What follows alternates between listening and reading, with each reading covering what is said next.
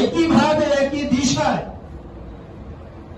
এই রাজ্যের প্রত্যেকটা পরিবারকে নিরাপত্তা দিতে, রাজ্যের প্রত্যেকটা পরিবারের উন্নতিকে সুনিশ্চিত করতে আমাদের আমাদের যে সঠিকটা প্রাণ দিতে হয়েছিল। কিন্তু আজকে আমরা কি থেকে যে আমরা সমুচিত আমরা শিক্ষা দিতে জানি না, কিন্তু আমি ধন্যবাদ জানাচ্ছি সবাইকে যারা আমাদের মতো অতন্ত্র প্রহরী হিসেবে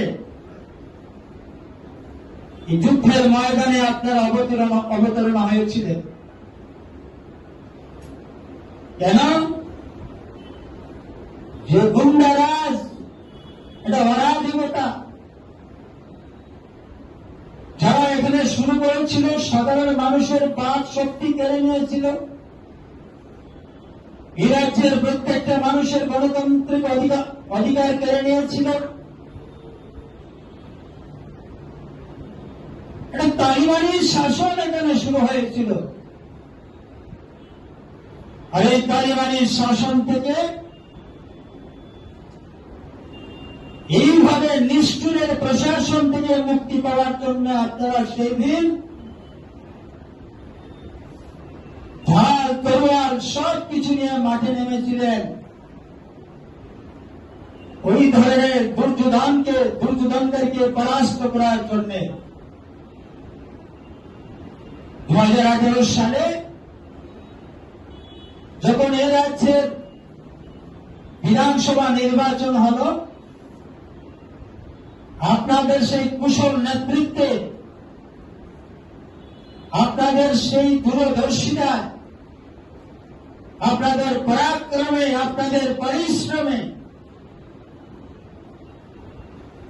ওই তালিবানি শাসন তথা কমিউনিস্ট দল এখান থেকে উৎখাত হয়েছে। ভারতীয় জনতা পার্টির নেতৃত্বে এখানে সরকার গঠন হয়েছে। এখানে অনেকে আছেন যারা আগে পূর্বভূত সভাপতি ছিলেন। সেই দিন আপনাদের তাকত ছিল, শক্তি ছিল, উৎসাহ ছিল, বুদ্ধি ছিল।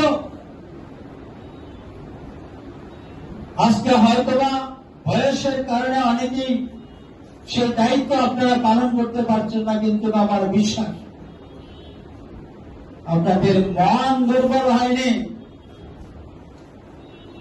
আপনাদের মনের দিক থেকে ভারতীয় জনতা পার্টিকে ভালোবাসতে, এই দেশের সর্বকালের সর্বশ্রেষ্ঠ প্রধানমন্ত্রী নরেন্দ্র ভাই মোদীজির প্রতি আপনারা